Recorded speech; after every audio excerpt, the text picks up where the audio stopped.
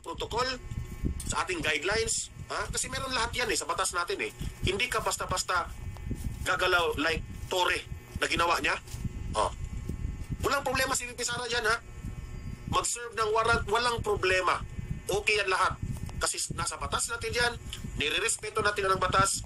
Sabi pa nga ng mga taga-KOJC members na sila po, ang turo ni pastor sa kanila ay dapat masunurin po tayo sa batas.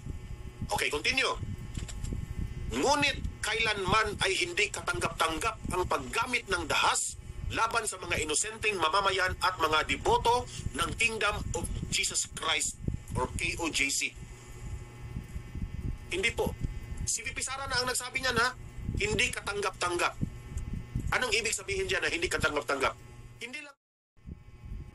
Hindi ko babasahin na tuloy-tuloy muna I-elaborate ko sentence by sentence para maunawaan po ng ating mga kababayan. Okay? Para i-analyze natin kung anong ibig sabihin. Okay? I-elaborate nga natin. Okay? So, ito. Mga kababayan, sabi ni VP Sara, hindi ko tinututulan ang implementasyon ng